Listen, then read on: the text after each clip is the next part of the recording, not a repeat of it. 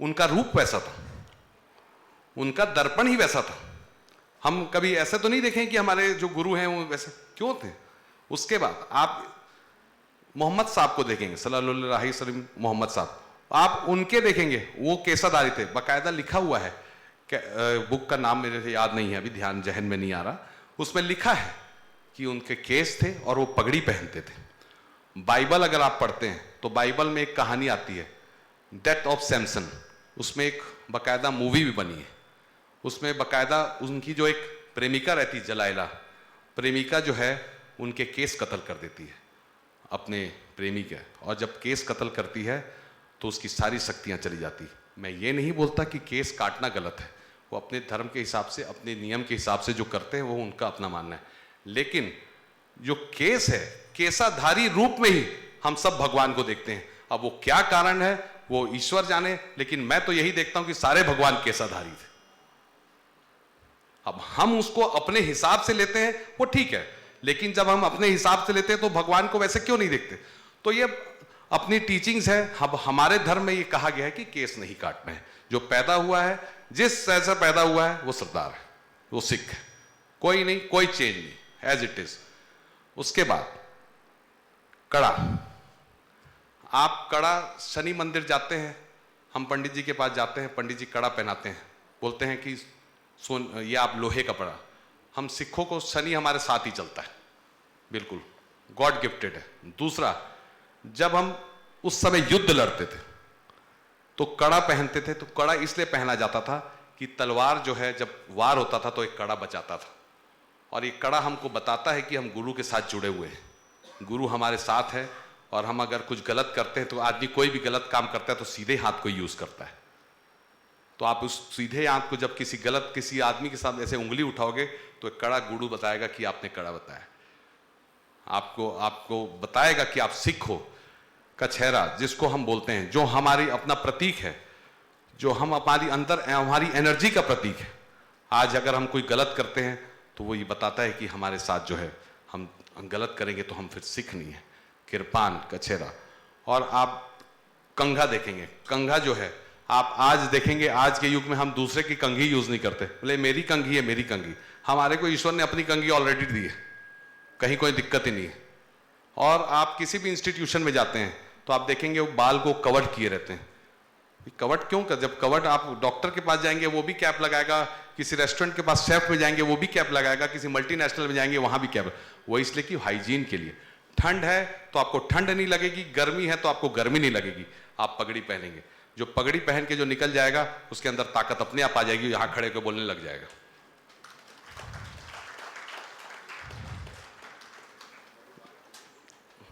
और एक मधुबाला जी का एक बहुत अच्छी स्टोरी, हमारे बॉबी जी जो है इनको मैंने सुनाई भी थी। हमारे बड़े भाई साहब मेरे प्रेरणा स्रोत, और लवली भाभी जी, इनका एजुकेशन और कम्युनिकेशन बहुत अच्छा है।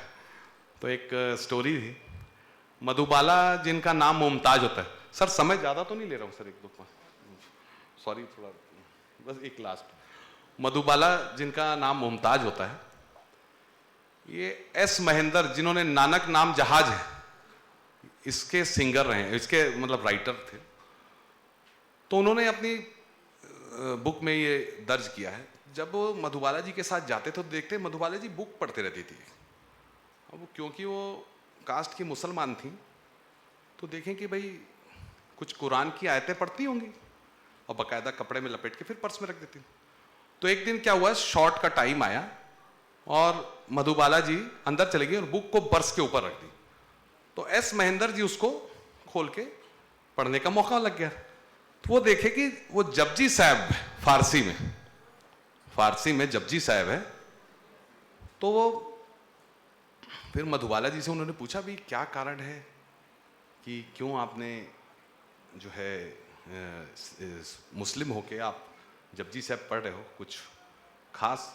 तो बोले मेरी एक बार तबीयत खराब हो गई थी, तो मैं काफ़ी बीमार थी, तो मुझे किसी ने कहा कि गुरु जो है, सबके पिता गुरु नानक देव जी है, वो आपको बचा सकते हैं, उनकी शरण में जाओ। तो मैं फिर अंधेरी के गुरुद्वारे में गई और वहाँ ज्ञानी जी से अरदास कराई और धीरे धीरे मेरी तबीयत ठीक होती गई। फिर ज्ञानी जी के पास गई तो ज्ञानी जी ने कहा कि भाई ज्ञानी जी को उन्होंने कहा कि भाई कुछ और तरीका बताए, तो ज्ञानी जी ने मुझे जपजी साहब का पाठ दिया पढ़ने के लिए। तो वो जपजी साहब का पाठ सर को भी याद दिया गया है, उसमें जपजी साहब का पाठ है, तो वो पढ़ने लगी धीरे धीरे। तो उसके बाद क्या हुआ कि उनकी तबीयत ठीक हो गई। फिर मधुबाला जी ने कहा कि मुझे कोई सेवा का मौका दीजिए। तो वहां पर जो गुरु नानक देव जी के प्रकाश पर्व में लंगर होता था, तो लंगर की सेवा जो है मधुबाला जी की तरफ से हुई, तो चलते रहा। तो लगभग 7 वर्ष बाद उनका इंतकाल हो गया। उसके बाद उनके पिताजी के द्वारा ये काम चलना चालू था, उनके पिताजी भी चले गए। लेकिन उस गुरुद्वारे में आज भी गुरु नानक देव जी के प्रकाश पुरब में जब अरदास होती है तो ये बोला जाता है, लंगर की सेवा आपकी बेटी मधुबाला की तरफ से। तो ये विश्वास है, मैं ये नहीं बोलता, ये हमारा अपडेटेड वर्जन है। जो सिख धर्म है, सभी धर्मों का कोई बुरा नहीं होता। मैं कुरान भी रखा हुआ है, मैंने बाइबल भी पढ़ता हूँ, लेकिन उतना नहीं पढ़ता हूँ। रामचरितमानस सुंदरकांड जरूर पढ़ता हूँ, वो मेरी आदत है। भले 1 पन्ना पढ़ूँ 2 पन्ना पढ़ूँ, पढ़ता रहता हूँ, अच्छा लगता है।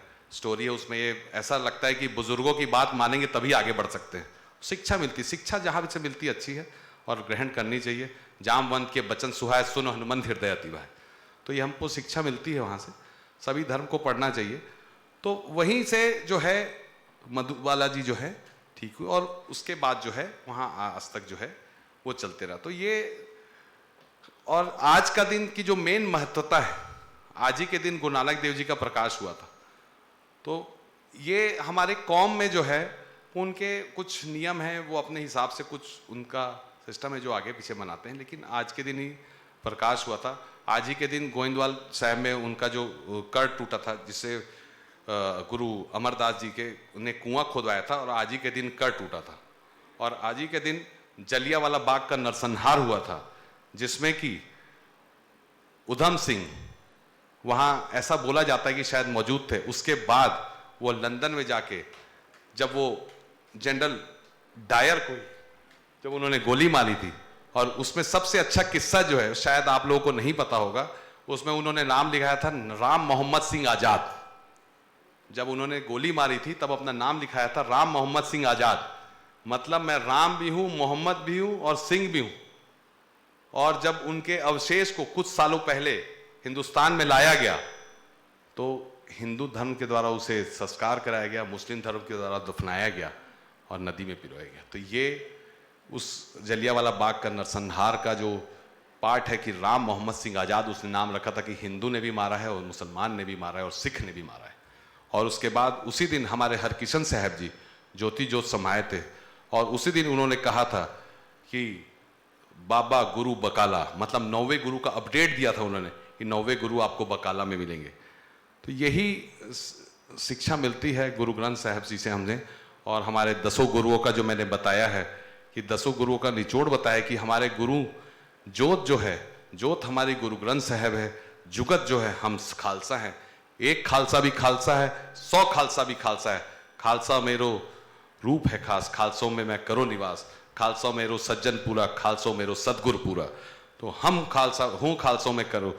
तो ये तो क्या है कि ये टीचिंग्स है और पढ़ना चाहिए, और हमें पता भी होना चाहिए, क्योंकि क्या होता है अवेयर नहीं है, हम पढ़ते नहीं है। दुर्भाग्यपूर्ण बात यह है कि पढ़ना चाहिए, पढ़ के पता होना चाहिए कि किसमें क्या लिखा है, किसमें क्या है, किन्होंने कुर्बानी दी थी। किसे हिंद की चादर कहा जाता है, हिंदुओं की रक्षा करने के लिए कुर्बानी दी थी। गुरु तेग बहादुर ने कुर्बानी दी थी, गुरु अर्जन देव जी ने कुर्बानी दी थी। आज उनका याद करना हमारा फर्ज है, क्योंकि आज वो हैं तो हम हैं, नहीं तो आज बहुत मुश्किल था। और लास्ट मेरा, क्योंकि हम अटल बिहारी जी के प्रांगण में हैं, तो मैं उनकी एक कविता बोलूँगा। भारत एक भूमि का टुकड़ा नहीं, जीता जाता राष्ट्र पुरुष है। ये वंदन की धरती है, अभिनंदन की धरती है। ये अर्पण की भूमि है, दर्पण की भूमि है। इसके नदी नदी में गंगा है, कण कण में शंकर है। हम जिएंगे तो इस भारत के लिए और मरेंगे तो इस भारत के लिए। और मरने के बाद जब हमारी अस्थियों को गंगा में बहाया जाएगा तो आवाज आएगी, भारत माता की जय, भारत माता की जय। बहुत बहुत धन्यवाद।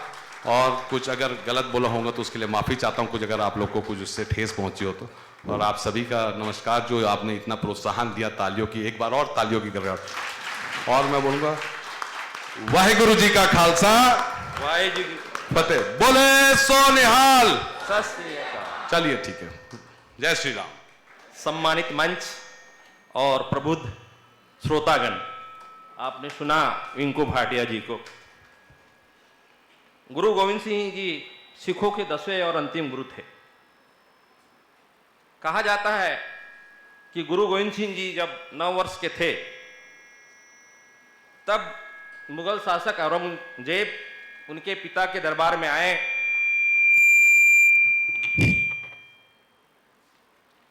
उनके पिता के दरबार में कश्मीरी पंडित आए और कश्मीरी पंडितों ने कहा कि औरंगजेब हमारा धर्म जबरन परिवर्तन करा रहा है और वो यह कह रहा है कि अगर कोई तुम्हारा महापुरुष है सिख धर्म में और वो अपना बलिदान देता है तो मैं आप लोगों का धर्म परिवर्तन नहीं कराऊंगा। 9 वर्ष के गुरु गोविंद सिंह जी ने अपने पिता से कहा कि आप तो महान महापुरुष हैं, आप अपना सर कलम करवा दीजिए और धर्म की रक्षा करवाइए। बताया जाता है कि औरंगजेब ने उनके पिता का सर कलम दिल्ली के चांदनी चौक में धर्म की रक्षा के लिए करवा दिया था। गुरु गोविंद सिंह जी एक महान योद्धा थे, चिंतक थे, कवि थे, भक्त थे और नेता भी कहा जा सकता है उनको। उन्होंने धर्म की रक्षा के लिए 14 युद्ध मुगलों से लड़ा था। उनमें धर्म के प्रति भावना कूट कूट के भरी हुई थी। यह सब हमारे आदरणीय मिंटू जी ने भी आप सब लोगों को बताया। क्योंकि आप डॉक्टर अंबेडकर के बारे में तो अवश्य जानते हैं और हम आज इन 2 विषयों को लेकर ही इस संगोष्ठी का आयोजन की बात कर रहे हैं। और मैं अब सादर आमंत्रित करता हूं, हमारे बीच उपस्थित है हमारे बिलासपुर के प्रतिष्ठित महाविद्यालय के प्राचार्य डॉक्टर एसएल निराला जी।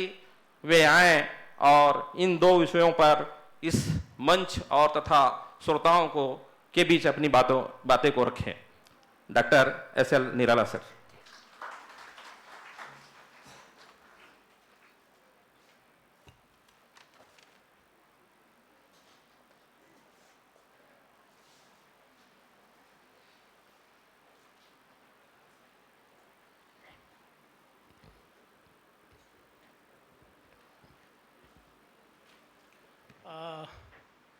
पीछे से कुछ लोग निकल रहे हैं, जिनको जिनको निकलना है निकल ही जाइए, है ना। इसके बाद अपन बात शुरू करेंगे। जहाँ कहीं धर्म की बात करते हैं, जहाँ कहीं समाज निर्माण करने की बात करते हैं, कहीं राष्ट्र को बनाने की बात करते हैं, तो बड़े गंभीर सोच समझ करके, चिंतन मनन करके उन सारे विषयों को हमको सोचना चाहिए, समझना चाहिए। तो सभी से निवेदन है जो बैठेंगे, हमारे रिंकू भाई भाटिया जी बहुत अच्छे ढंग से अपने विचार को रखे। आप तो धर्म के संबंध में इस प्रकार के जानकारी दिए, फिर बोल देंगे आप एक प्राचार्य को बुला रहे हैं, एक प्राध्यापक को बुला रहे हैं, पीछे वाले कभी ना सोचें, है ना। ये भी 40-45 मिनट फिर ये अपनी बात रखेंगे, ज़्यादा समय ना हो जाए ऐसा कहेंगे। इसलिए इत्मीनान से सुने जाने, क्योंकि कल आपको भी इस मंच से बोलना होगा, आपको भी सीखना होगा, आपको भी जैसे हमारे भाटिया साहब ने बोला कि निश्चित रूप से हर ग्रंथ को, हर रीति को, नीति को जब समझेंगे तभी हम बेहतर एक इंसान बन पाएंगे। तो इस स्थिति में आज के इस कार्यक्रम में हमारे कुलगुरु नए रूप में आज दिख रहे हैं। पहले तो मैं आपके दरबार में गया थोड़ा, अरे कौन मिट गए, बैठे हैं भाई आज ऐसे करके। किसी हमारे सिख साहब को तो बिठा थोड़ी दिए कि आज आप जो है विश्वविद्यालय को, जैसे हम लोग फिल्म वगैरह देखते हैं ना, एक दिन के मुख्यमंत्री, एक दिन के प्रधानमंत्री, तो एक दिन विश्वविद्यालय को कुछ चला करके तो दीजिए, ऐसा टाइप के मेरे मन आए। फिर देखे अरे सर ही है। तो नए रूप में मैं भी एक इतिहास के प्राध्यापक को जानता हूँ, रक्षित जी, जो हमेशा जब पढ़ाते थे तो जब उनको औरंगजेब पढ़ाना होता था तो औरंगजेब के वेशभूषा में वैसी अपने जवान के इस्तेमाल करते थे। जब उनको पढ़ाना पड़ता था राणा सांगा को, तो राणा सांगा के वेशभूषा में जाते थे और वैसी स्टाइल से पढ़ाते थे। आज ये जान करके बहुत अच्छा लगा कि हम एक दूसरे के धर्म को, एक दूसरे की रीति नीति को, एक दूसरे की संस्कृति को जाने, पहचाने और समझें। और सभी का उद्देश्य है राष्ट्र को सशक्त बनाना, सभी का उद्देश्य होता है चरित्र निर्माण काम करना। और कहा गया है, हमारे भाटिया साहब बहुत अच्छे ढंग से अपनी बात को रख रहे थे, कोई भी धर्म में किसी भी प्रकार के बुराई नहीं है, कोई भी गुरु किसी भी प्रकार के किसी के बुराई नहीं करते, सही रास्ते पे चलने की बात करते हैं। और जब भी सभी को हम समग्र की बात करें, समेटने की बात करें, तो उस स्थिति में कहेंगे कि मैंने गया मंदिर तो वहाँ पत्थर की मूर्ति पाया, और मैं गया मस्जिद तो वहाँ कुछ नहीं पाया, और मैं गया गुरुद्वारा, मैं गया गिरजाघर तो वहाँ लटका हुआ पाया, और मैं गया गुरुद्वारा तो वहाँ ढका हुआ पाया। आज देखे होंगे सम्मान में हमारे खालसा पंथ के लोगों ने गुरु ग्रंथ साहब को देख रहा था, तो मैं ऐसी ये डायलॉग देता था, तो ये ढका हुआ सही में है कि नहीं, साक्षात हमारे बीच आया कि उसको चाहते तो हम लोग जैसे पुस्तक को देते हैं सर को, तो ऐसे फोटो खिंचवा लेते हैं कि ये मेरा ये बनाया हुआ मेरे कृति है, या हमारे धर्म ग्रंथ है, या गीता है, या कुरान है, ढक करके दिए। इसीलिए कहा गया कि मैंने गया गुरुद्वारा तो ढका हुआ पाया। वो गुरु ग्रंथ साहब को ढक करके रहते हैं, और सभी का एक ही उद्देश्य है, सभी का एक ही। और इसके बाद और आगे जाकर के मैं अंतर्मन को टटोला, अपने आप को टटोला, तो सभी को गले हुए लगाते पाया। इसीलिए हमारे भारतवर्ष में प्रचलित है, ये कहते हैं हिंदू मुस्लिम सिख ईसाई आपस में सब भाई, सभी भाई हैं। अब हम बचपन में जहाँ जन्म लेते हैं, जिस रूप में जन्म लेते हैं, जिस घर में, जिस स्कूल में जन्म लेते हैं, वहाँ के सिस्टम को, वहाँ की परंपरा को, वहाँ के व्यवस्था को हम लोग अपनाते हैं। तो उसमें किसी को नहीं ये ऐसा है, ये पगड़ी वाले हैं, ये दाढ़ी वाले। केस के बहुत बढ़िया व्याख्यान किए है ना, तो केस तो है, या तो इधर एंटीना लगा लो, अदरवाइज नहीं लेंगे, या इधर दाढ़ी बढ़ा लो, है ना, या इधर कुछ कर लो तो वो सिंह शेर हो गए, इधर बढ़ा लिए तो मुस्लिम हो गए, इधर लटका लिए, चुटिया लगा लिए तो हमारे हिंदू हो गए। केस की तो सभी जगह मान और सम्मान है, सभी का पूजा है, सभी जगह है। तो इसलिए किसी भी प्रकार के हमको विभेद नहीं करना चाहिए, भेदभाव नहीं करना चाहिए। जिस पंथ में, जिस स्थिति में, जिस परंपरा में हम लोग रहते हैं, उसी प्रकार के जीते हैं। इसलिए उस परंपरा को, उस रीति नीति को, उस व्यवस्था को हमको लेकर के चलना चाहिए, आगे चलना चाहिए। जहाँ तक आज मैं अपने विषय पर प्रवेश करूँ, प्रजातंत्र के रक्षक बाबा साहब अम्बेडकर को ये पहले सोच लें कि कभी कभी कुछ लोग जो अनजान लोग होते हैं, जो जानकार नहीं होते हैं, वो कहते हैं दलितों का मसीहा है। केवल संविधान को कुछ बना दिए, ड्राफ्टिंग कमेटी के मात्र अध्यक्ष थे और बाकी 7 मेंबर थे, इतना तक ही तीसरी कर देते हैं। वास्तविक में जिस प्रकार के अलग अलग धर्म के लोग, अलग अलग पंथ के लोग, अलग अलग समाज के लोग, अलग अलग व्यक्ति जो है राष्ट्र को सशक्त बनाने का काम करते हैं, उसी प्रकार के जिनको भी जो जिम्मेदारी दी जाती है उसको बेहतर ढंग से हम काम करने का प्रयास करें, तभी उसका नाम होता है। सामान्यतः अपने जीवन में हम लोग सोचते नहीं हैं, अंतिम चीर बिंदु को प्राप्त करने का प्रयास नहीं करते। छोटा मोटा हम लोगों को छोटी मोटी उपलब्धि प्राप्त हो जाती, उसी में मगन रहते हैं।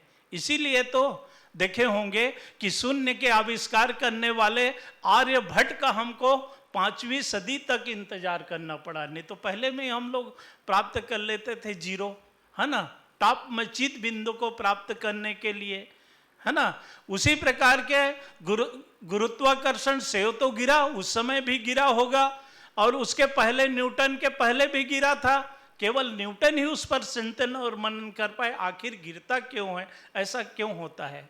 इस प्रकार के बात को करने का प्रयास करते हैं।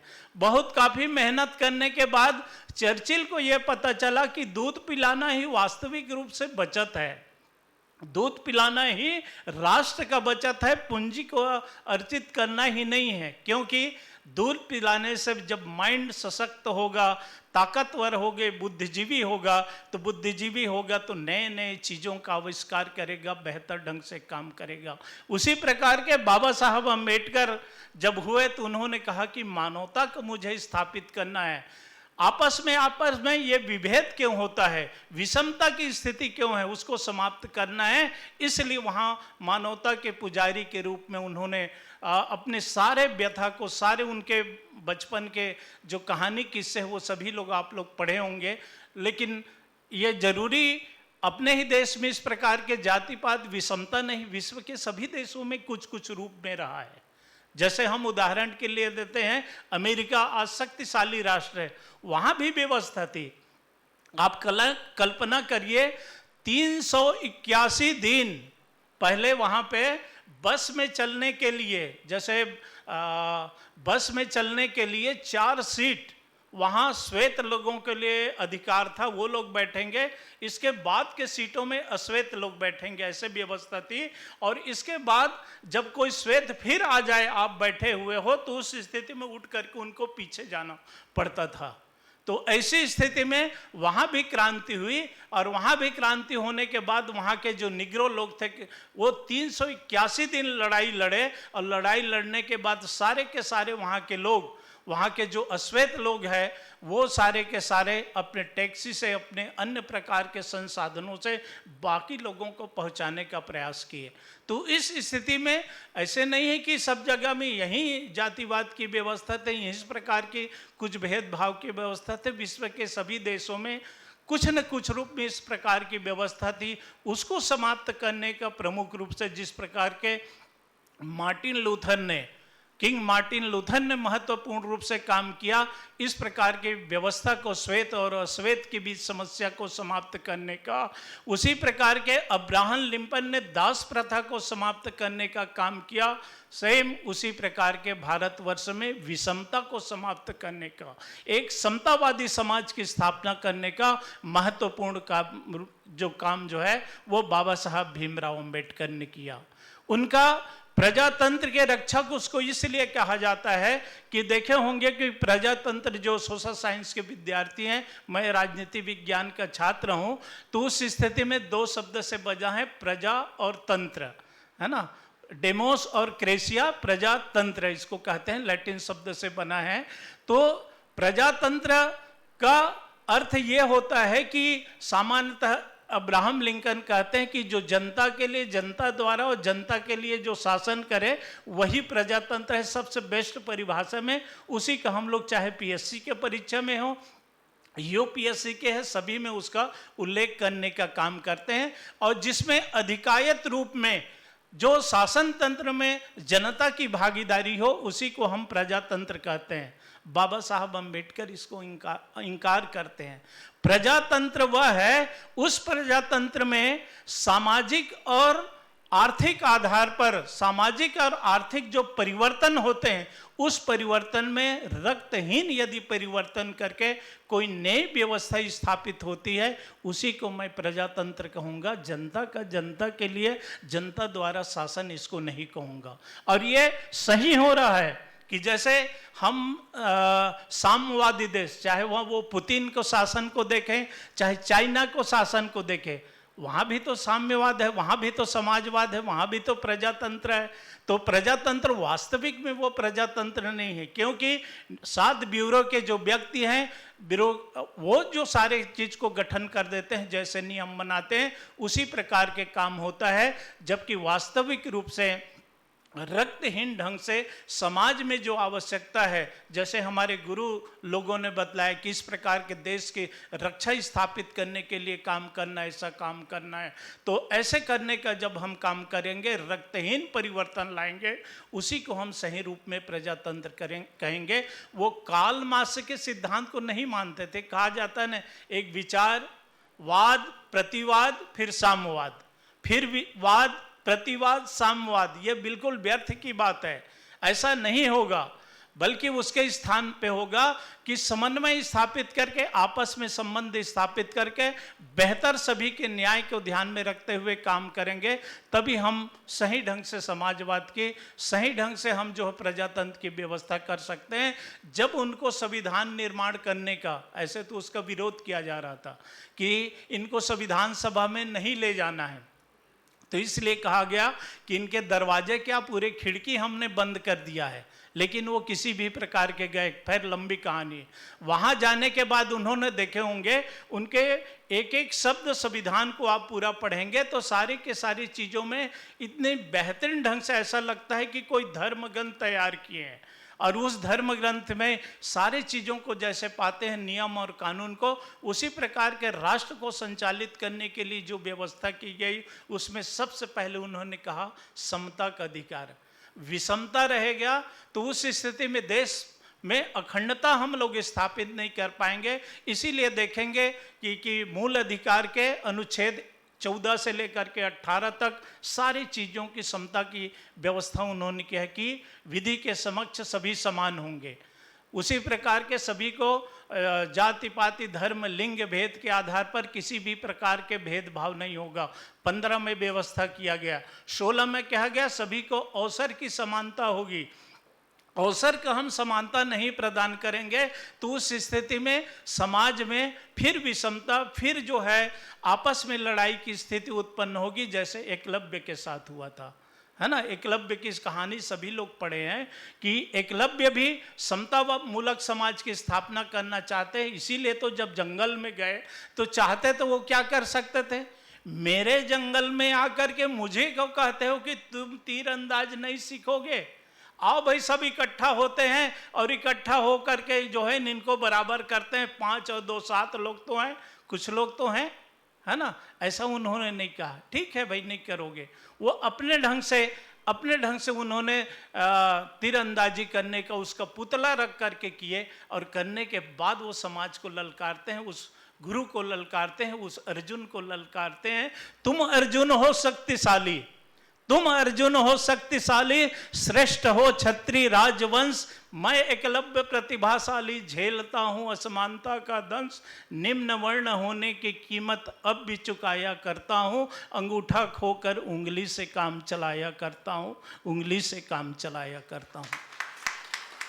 आवश्यकता इस चीज की है। आज के समय में हम अपने विद्यार्थी लोगों से कहते हैं कि किसी में किसी भी प्रकार की यदि प्रतिभा है, ऊपर वाले ने जो भेजा है, उसको अपने प्रतिभा को आगे बढ़ाने का, उसको बेहतर इंसान बनने का, उसको बेहतर काम करने का हमको अवसर देना चाहिए। इसीलिए उन्होंने अवसर की समानता की बात कही। जब अवसर प्रदान करेंगे तो सभी आगे बढ़ेंगे और राष्ट्र को सशक्त बनाएंगे, बेहतर करेंगे। तो ये अवसर की बात उन्होंने की। आगे बढ़ करके ये काम उन्होंने आगे फिर कहा कि अस्पृश्यता नाम की चीज़ नहीं होना चाहिए, उसको समाप्त करने का प्रयास किया, और कहने लगे कि उस समय जो 18 में व्यवस्था स्थापित किया गया कि जो उपाधि है, उस उपाधि को समाप्त करना होगा। पहले समय में चाहे अंग्रेज हो चाहे मुगल हो, जो भी जितने लोगों ने डच से लेकर के अभी तक के जितने हम लोग शासक किए, वो हम लोगों को या तो राय बहादुर, राय खान, साय साहब, इस प्रकार के सर आदि की उपाधि दे करके अपने पक्ष में कर लेते थे, और अपने ही लोग अपने लोगों का जुल्म जाजती करते थे। उसको रोकने के लिए कहा गया सिर्फ शिक्षा में ही डिग्री दी जाएगी, उपाधि प्रदान की जाएगी, चाहे वो पीएचडी हो चाहे किसी भी प्रकार के, बाकी किसी भी प्रकार की इस प्रकार के जो राय बहादुर, राय साहब की उपाधि है, वो कोई उपाधि नहीं रहेगी। तो इस प्रकार के वो प्रजा को बेहतर बनाने के लिए, प्रजातंत्र स्थापित करने के लिए महत्वपूर्ण रूप से उन्होंने काम किए। किए। उसी प्रकार के धर्म के आधार पर, जैसे हमारे भाटिया साहब बहुत बढ़िया एक्सप्लेन कर रहे थे, आज जान करके बड़ी खुशी हुई। और दोनों, मैं जब तुलनात्मक अभी अध्ययन कर रहा था, देख रहा, तो बाबा साहब जो है वो कलम के माध्यम से कैसे समाज को बदले वो दे रहे थे।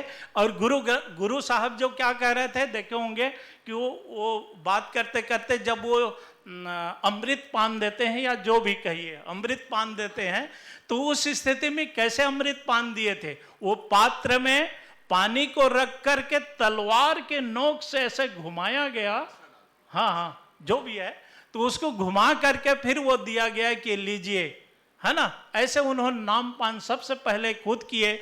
और ये पांचों जो बंदे का नाम ले रहे थे, ये अलग अलग कौम, अलग अलग प्रकार के लोग थे। और सभी को कहा गया कि आज के बाद सभी सिंह रहेंगे, और जो महिलाएं हैं वो सभी के सभी कौर रखेंगे। तो वहां भी जातिवाद का विरोध करने का काम किया गया है कि सभी समान है, सभी एक बराबर है, ईश्वर ने बनाया है। अलग अलग धर्मों में, अलग अलग जाति में जो पैदा लिए हैं वो बात अलग अलग है, इसलिए इसकी व्यवस्था स्थापित की है। और इसीलिए बाबा साहब अम्बेडकर ने ये कहा गया है ना कि जितने भी हमारे धर्म गुरु हैं, ये बाबा साहब अपने दिमाग से नहीं लिखे, बल्कि उन्होंने नानक के ग्रंथों को पूरा पढ़े, जितने धर्म गुरु के, उन्होंने रैदास के पूरे धर्म को पढ़े, उन्होंने कबीर को पूरा पढ़ने का प्रयास किए, और सारे कबीर के विचारधारा उन्होंने देखे होंगे। ज्योतिराव फुले जो देखे होंगे कॉन्वेंट स्कूल में जब वो पढ़ रहे थे, दोनों इंग्लिश मीडियम के थे, जब एक सवर्ण व्यक्ति के बारात में वो गए तो कहा गया इनको कहाँ बुला लिए।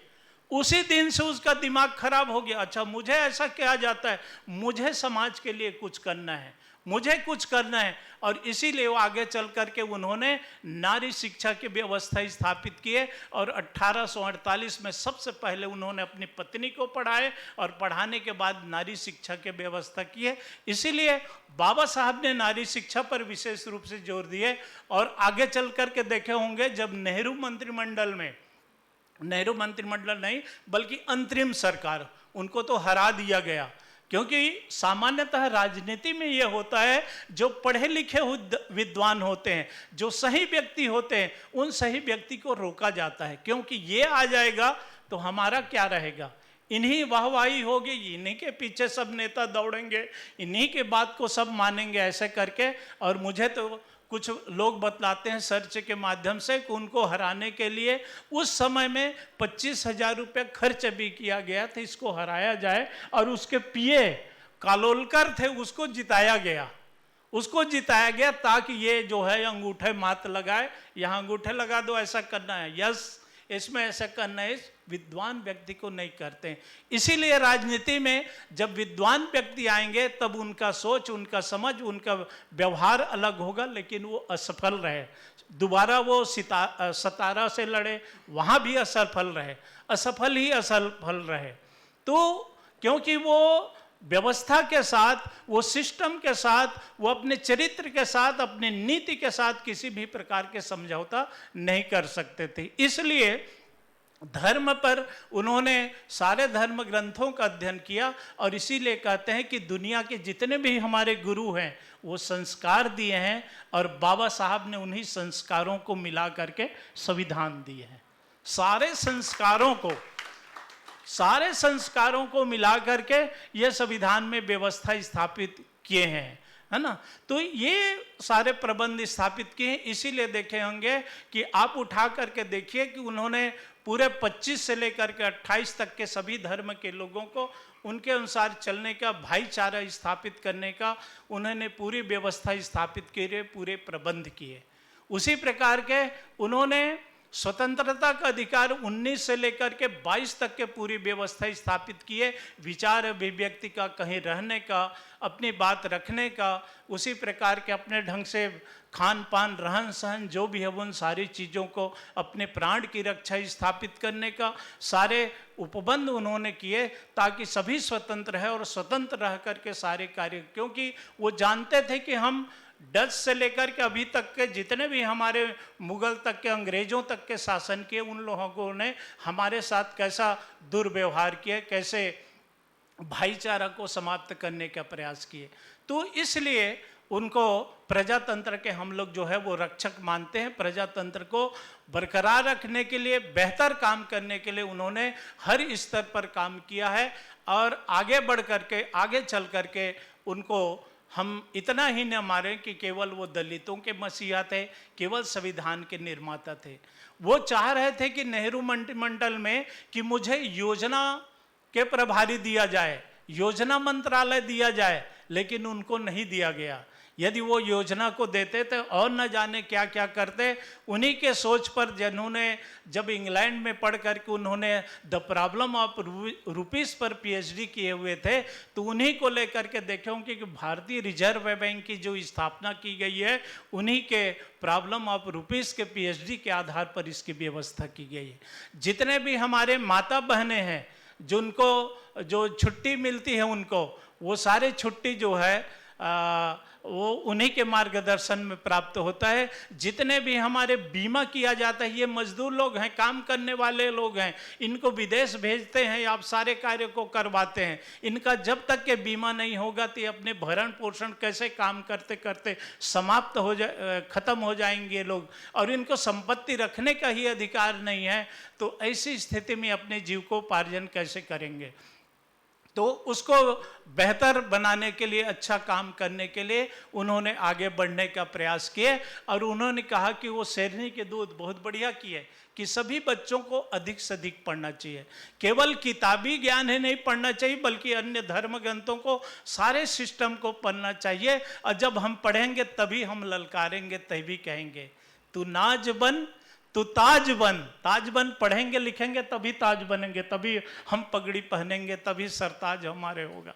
तो ताज बन, तो नाज बन, पढ़ लिख कर विद्वान बन, गुणवान बन। कब तक यूं ही मंदिर के पुजारी बने बैठोगे? मैं कहता हूं एक दिन भगवान बन, एक दिन भगवान बन। इसीलिए उन्होंने अंतःकरण धर्म की बात की कि उसके आधार पर अब यदि आप चाहते, आप इन धर्मों से हट करके कोई बेहतर और बनाना चाहते हो राष्ट्र के नव निर्माण करने के लिए, उसके भी मेरे पास प्रबंध है, उसके भी व्यवस्था स्थापित करने का काम किए। इसलिए सभी धर्मों को जो मान्यता है, सभी धर्मों को जो सिस्टम है, सभी धर्मों को जो उपासना की जो पद्धति है वो अलग अलग हो सकती है, लेकिन सभी का मूल जो एक ही है। चाहे वो कबीर को हम लोग पढ़ें, चाहे रैदास को हम लोग पढ़ें, चाहे गुरु गोविंद सिंह जो हम लोग पढ़ें, चाहे तुलसीदास को हम लोग पढ़ें, चाहे किसी भी को हम पढ़ें, सभी के एक ही उद्देश्य है कि नेक इंसान बनना, एक बेहतर काम करने वाला बनना और राष्ट्र को सशक्त बनाने वाला काम। जब उन्होंने कहा गया कि घोषणा किए थे 1935 में, तो हिंदू तो मैं जरूर पैदा हूँ, लेकिन हिंदू रह करके नहीं मरूंगा, क्योंकि उनके लोगों को कहा गया कि भाई इसमें चेंज लाओ, हम लोग रूढ़िवादी नहीं होना चाहिए, कुछ न कुछ परिवर्तन करते रहें। और जब परिवर्तन करेंगे तभी हम अच्छे समतावादी समाज की स्थापना करेंगे। और अंत में जाते जाते वो जो है बौद्ध धर्म को स्वीकार किए। बौद्ध धर्म को स्वीकार किए तो सारे धर्मों को अध्ययन किए, और अध्ययन करने के बाद उन्होंने, मैं जहाँ तक समझता हूँ, किसी के पास जब समस्या होती है तो हम लोग क्या करते हैं, मैं हिंदू धर्म के किसी व्यक्ति के पास जाऊँगा, समस्या तो क्या, चलो आज मंगलवार है, बजरंगबली जी के पास करते हैं, कोई रास्ता निकल जाएगा। आज शुक्रवार है, मैं उपहास नहीं कर रहा हूँ, मैं जो है वो गायत्री माता के पास आपको लेकर के जाता हूँ, संतोषी माता के पास, कोई ना कोई रास्ता निकालेंगे। ठीक है, शांति मिलती है, आत्मविश्वास हम में पैदा होता है। जब हम सिख धर्म के धर्मावलंबी के पास जाएंगे, चलो साहब कुछ करेंगे, खालसा कुछ जो विचार देंगे, गुरुजी कोई आशीर्वाद देंगे, कुछ उसमें 2 पाठ पढ़ लेते हैं, हम उनके पास जाएंगे तो वो भी कहेंगे कुछ न कुछ रास्ता कुरान शरीफ में होगा, वो व्यवस्था करेंगे। लेकिन भगवान बुद्ध के पास जब आदमी जाता है तो उस स्थिति में कहता है ये तो इलाज डॉक्टर करेगा, मेरे पास क्यों आते हो? आप अपने अंतर मन को ढूंढिए, और आप सही हो गलत हो क्या हो, पहले उसको आत्म मंथन करिए। इसीलिए उन्होंने कहा अपदीपो भाव, अपने आप को ऊंचाई तक पहुंचाने का प्रयास करिए। और जब अपने आप को ऊंचाई तक पहुंचाने का प्रयास करेंगे तो उस समय फिर कहेंगे कि नहीं, ये धर्म बुरा नहीं है, ये धर्म गलत नहीं है, ये धर्म गलत नहीं, सभी का धर्म का एक ही लक्ष्य है, मार्ग अलग अलग है, लेकिन स्थाई हमको प्राप्त करना है वो परम तत्व एक ही है। चाहे मार्ग अलग अलग है, तरीके अलग अलग है, उपासना अलग अलग है। इसीलिए मैं जब कभी भी जिस मंच में जाता हूं तो एक ही शब्द कहता हूं, जिंदगी उसी का नाम है जो मुस्कुराना सीख ले, है ना। कोई भी भेद नहीं, कोई विरोधाभास नहीं, विषमता नहीं।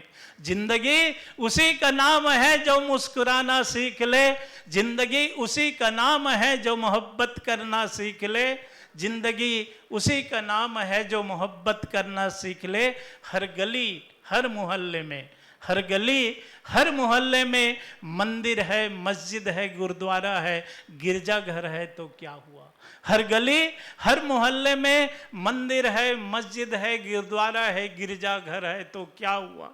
लेकिन खुदा वहीं क्या है, जो सर झुकाना सीख ले, सर झुकाना सीख ले। जब हम अपने धर्म ग्रंथों को पढ़ करके, उनके आयतों को पढ़ करके, उनके दोहा चौकाई को पढ़ करके उसमें हम चलने का प्रयास करेंगे, ऊपर वाला निश्चित रूप से हमको कोई न कोई मार्ग प्रशस्त करेगा, हमको आगे बढ़ने के लिए कोई न कोई रास्ता जो है वो प्रदान करेगा। इसीलिए बाबा साहब ने कहा कि किसी को किसी भी प्रकार के विरोध करने की आवश्यकता नहीं है। हम प्रजातंत्र की स्थापना तभी कर सकते हैं, सभी के धर्मों को, सभी के भाषा को, सभी के भावों को हम आदर करेंगे और आदर करते हुए आगे बढ़ने का प्रयास करेंगे। तो ये प्रमुख रूप से उन्होंने प्रजातंत्र की रक्षा स्थापित करने के लिए महत्वपूर्ण रूप से काम की। इसलिए हम सब का दायित्व बनता है कि अधिक से अधिक पढ़ाई लिखाई करके हम किसी दूसरे के धर्म ग्रंथों को नहीं के आलोचना न करते हुए, सभी का आदर और सम्मान करते हुए आगे बढ़ने का प्रयास करें, बेहतर जो है स्थापित करने का प्रयास करें और आगे बढ़ कर के काम करें। और इसीलिए यह भी अक्सर मैं कहता हूं, क्योंकि मेरे कॉलेज में ऑलरेडी सेमिनार चल रहा है, बार बार मेरे को कॉल किया जा रहा है, तो उस अक्सर मैं कहता हूँ कहीं भी ज्ञान प्राप्त हो, उस ज्ञान को हमको अर्जित करना चाहिए, चाहे वो गुरु ग्रंथ साहब से हो, चाहे रामायण से हो, चाहे कुरान से हो, चाहे वो बाइबिल से हो, सभी का मूल एक ही है।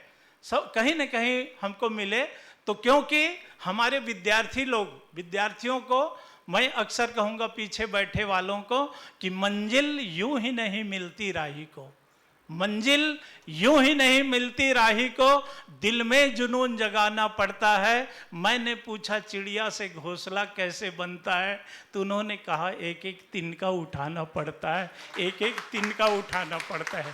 अब पूरा समय हम किसी के विरोध में, व्हाट्सएप में इनका धर्म, इनका भाषा, इनका स्टाइल अमुक, इसमें सारा समय बर्बाद कर देंगे तो हम मंजिल को प्राप्त नहीं कर पाएंगे। इसलिए जितने भी अच्छाई है उन सारे अच्छाई को ग्रहण करेंगे, तभी हम अच्छे प्रजातंत्र की स्थापना कर सकते हैं, तभी हम राष्ट्र को सशक्त बना सकते हैं। और इसीलिए प्रजातंत्र को यदि सशक्त बनाना है तो सबसे पहले जरूरी है शिक्षा।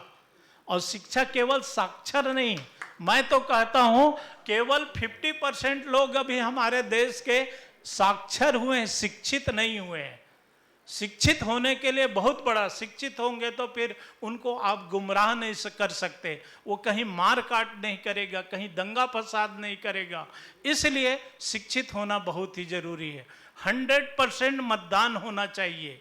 100% मतदान इसलिए कि सही व्यक्ति को हम चयन करें, जो जानकार है, जो सही संविधान की रक्षा स्थापित कर पाता है, जो राष्ट्र को सशक्त बना सकता है, ऐसे व्यक्ति को हम लोग करें। और बाबा साहब अम्बेडकर ने कहा था कि अपने संविधान सभा में बोलते हुए कि आज हम निश्चित रूप से, मैं एक माँ की पेट से रानी जो है कि पेट से राजा नहीं बनाऊंगा, प्रजातंत्र की स्थापना करके मतदान के माध्यम से हमको राजा चयन करने का, चुनने का अधिकार प्राप्त होगा, वो बात की थी। लेकिन यह भी जिंदगी विरोधाभास है। राजनीतिक रूप से तो हमको स्वतंत्रता के उस दौर में उस रास्ते को तो मैं निकाल दिया, लेकिन हमारे यहाँ आगे चल करके जब तक के सामाजिक आधार पर, जब तक के आर्थिक आधार पर लोगों को स्वतंत्रता प्राप्त नहीं होगी, तब तक के हम वास्तविक जो प्रजातंत्र है, जो वास्तविक व्यक्ति को चयन करना है, एक one vote one man one vote one value, उस सिस्टम को हम लोग लागू नहीं कर सकते।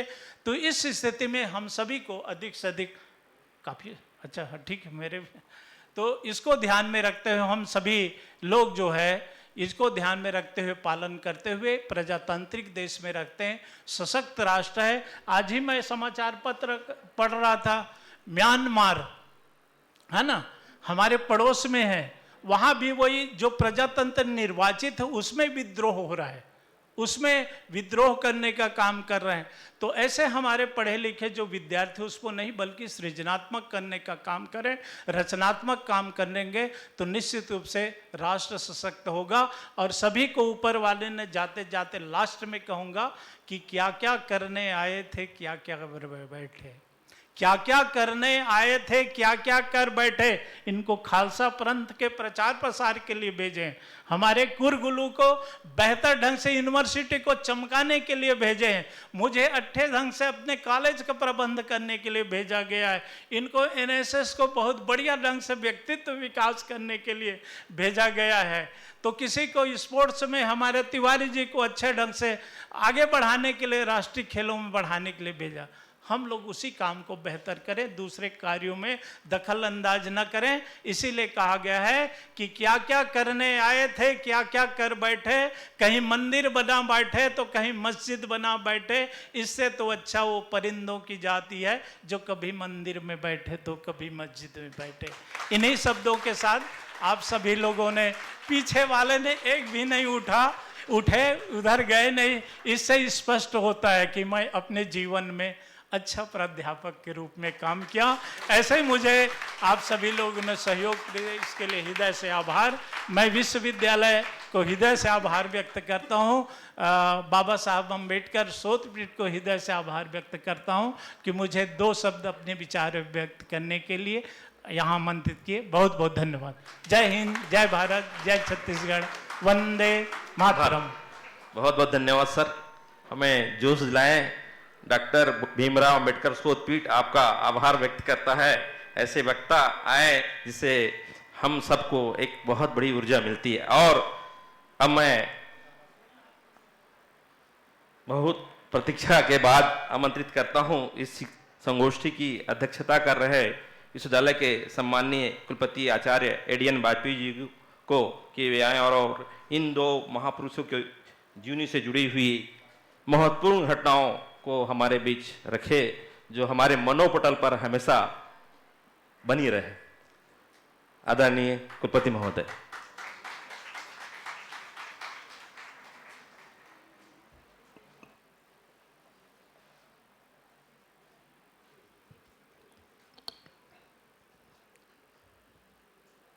भारत रत्न भीमराव अंबेडकर शोधपीठ के तत्वावधान में आज का संयुक्त कार्यक्रम है। आज बैसाखी का शुभ दिवस है, जिसके बारे में रिंकू भाटिया जी ने विस्तार से बताया। और कल अंबेडकर जयंती होगी, तो कल रविवार था, इसलिए हमने सोचा क्यों ना इसको एक साथ मना लिया जाए। और सीमा बिलोरकर कहते हैं कि वाजपेयी सर आपको कहाँ से विचार आते हैं, आप इनोवेट करते रहते हैं हमेशा। एक ये भी एक इनोवेशन होगा कि हम लगभग 3 शताब्दियों का अंतर एक साथ संपन्न करने वाले हैं। कहाँ 1699 की घटना, 1842 की बात कर रहे हैं, वो आज हम 2024 की बात कर रहे हैं। 324 वर्षों को एक साथ हमने जो है वो जोड़ के रखने का प्रयास किया। भाई आप लोग बैठ जाओ, नहीं तो नलाल जी कहेंगे अच्छे प्राध्यापक में अच्छे प्राध्यापक नहीं हैं, है ना, क्योंकि प्रमाण पत्र हमको भी चाहिए। तो हमारे अनुरोध पर श्री समरजीत सिंह भाटिया, जो कि विंकू भाटिया के नाम से प्रसिद्ध हैं पूरे शहर में, पूरे छत्तीसगढ़ में, अपने मोटिवेशनल लेक्चर्स के लिए, अपने योग की साधना के लिए, दोनों के लिए ही प्रसिद्ध हैं। वो यहाँ पर पधारे और अच्छा एक व्याख्यान दिया। उन्होंने बहुत सारे ऐसे इश्यूज उठाए, ऐसी बातें बताई जो कि हम लोगों को पता नहीं थी। निराला जी को पहले भी कई बार सुना है और इस बार भी उन्होंने उसी वेग के साथ, उसी तेज के साथ अपनी बात को हमारे सामने रखा। आप दोनों को मैं विश्वविद्यालय परिवार की ओर से धन्यवाद देता हूँ। रामेश्वर राठौर जी ने बहुत कम समय में सारी योजनाएं बनाई, इसके लिए आपको धन्यवाद। रजिस्ट्रार साहब, प्रोफेसर सोता निरंतर काम में जुटे रहते हैं। हमारे अनुरोध पर भाभी बख्शी जी और चारू बख्शी जी, भाभी जी आप पधारी हैं, डॉक्टर ताबाकर जी पधारे, भुवन वर्मा जी हमारे स्थायी भाव हैं, प्रत्येक कार्यक्रम में अंतःकरण विराजमान रहते हैं, सशरीर भी आ जाते हैं। हमारे विश्वविद्यालय के समस्त शिक्षकगण, सारे प्रोफेसर्स यहाँ बैठे हुए हैं, विद्यार्थी बैठे हुए हैं। इतनी बड़ी संख्या में विद्यार्थी आए हैं, इसी से सिद्ध होता है, इतनी देर तक बैठे हुए इससे सिद्ध होता है वे कितनी रुचि ले रहे हैं। ये राष्ट्रीय शिक्षा नीति के अंतर्गत तो हम बहुत सारी चीज़ें बताएंगे, करिकुलम, एक्स्ट्रा करिकुलर, को करिकुलम एक्टिविटीज़, वैल्यू एडिशंस की बातें करने के। इससे बड़ा वैल्यू एडिशन क्या हो सकता है। हमने इतिहास के बारे में बता रहे हैं, अपने पूर्वजों के बारे में बता रहे हैं, अपने ग्रंथों के बारे में बता रहे हैं, अपने जीवन पद्धतियों के बारे में बता रहे हैं। ऐसे लोगों जिन्होंने राष्ट्र निर्माण किया, इन पर चर्चा कर रहे हैं। इससे अच्छा क्या हो सकता है। मैं तो ये चाहूँगा कि हमारे यहाँ अगर टीचर्स कुछ अपने विद्यार्थियों के लिए कंपलसरी जैसा बना लें, कि इतने अच्छे व्याख्यान सुनने के लिए तो दूर दूर तक जाना पड़ेगा लोगों को, जो कि हम यहीं पर ही आयोजित करवा रहे हैं। कल भी राष्ट्रीय शिक्षा नीति पर कितना अच्छा समझिए कार्यक्रम हमारे यहाँ हुआ, एक एक विषय को लेकर के शहर के सारे कुलपतिगण यहाँ पर इकट्ठे थे। और आज भी कितने अच्छे उद्बोधन हमारे बीच में हुए। भारतवर्ष की अपनी एक संस्कृति है। भारतवर्ष की जो अपनी संस्कृति वो अद्वैत वेदांती संस्कृति है। अद्वैत वेदांती से तात्पर्य होता है हम किसी दुविधा में नहीं रहते हैं, हम कोई अंतर नहीं करते हैं, और वेदों का ज्ञान की अंतिम सीमा जो है वो यही है कि भेद नहीं होना चाहिए। भेद की विहीनता, किसी भी प्रकार का भेद, द्वैत से तात्पर्य होता है कि दो भाव, दोहरापन, दो का होना द्वैत है, और दो का न होना ही अद्वैत है। दिन है तो रात है, सुख है तो दुख है, एक बाइनरी अपोजिट व्यवस्था में सारा संसार चलता है। जितनी माया है वो सब बाइनरी अपोजिट में चलती है। उस बाइनरी अपोजिट को एक यूनिटरी कॉन्सेप्ट में कन्वर्ट करने की संस्कृति जो भारतवर्ष की संस्कृति है। और जो इस अद्वैत को नहीं मानता है वो गुरु गोविंद सिंह भी नहीं हो सकता, बाबा साहब अम्बेडकर भी नहीं हो सकता है। ये दो के दोनों ही लोग, आप गुरु नानक देव से जो शुरू हुआ, सिख पंथ शुरू हुआ, और गुरु ग्रंथ साहब को मैंने पढ़ाया तो जपू जी साहब मुझे भेंट किया, भाभी जी ने। मैंने बहुत पहले सुखमनी साहब जब पढ़ाया, बचपन में पढ़ाया गुरु ग्रंथ साहब। तभी मैंने जब देवनागरी लिपि में उसका लेपांतरण करवाया पटियाला यूनिवर्सिटी से, पंजाब यूनिवर्सिटी पटियाला के कुलपति हमारे बड़े अच्छे मित्र हैं, बड़े भाई हैं, और गुरु प्रबंधक समिति जो दिल्ली की है उसके महासचिव लगातार बनते चले आ रहे हैं। 1984 में जो दंगे हुए थे तो खालसा कॉलेज के प्रिंसिपल थे, वो कहते हैं 1984 के दंगे में एक आलपीन मेरे घर में नहीं बची। उससे पहले का जो सामान सब जला दिया था दंगाइयों ने, उनके सर में जो 17 टाँके लगे थे। बोले बचाने वाले भी हिंदू थे और मारने वाले भी हिंदू थे, लेकिन उनके मन में कोई किसी प्रकार का भाव नहीं है। हम कई बार उनको बुलाने की यहाँ पर कोशिश की है, अभी उनको बुलाएंगे। मेरा निवेदन ये है कि गुरु तेग बहादुर गुरु गोविंद सिंह ने जो खालसा पंथ की स्थापना की, उसका उद्देश्य क्या था, पर्पस क्या था? पर्पस यही था कि हिंदू धर्म को और हिंदू धर्म की भावना अद्वैत वेदांत की रक्षा करना, भारतवर्ष की संस्कृति की रक्षा करने के लिए उन्होंने कहा। और जो विकार उस समय आ गए थे, और विकार आने के साथ साथ में जो पलायन का, जो भीरुता, जो कायरपन, जो डरपोक बनने का एक तत्व आ गया था हिंदू जनमानस में, उसे हटा करके उसे एक शौर्य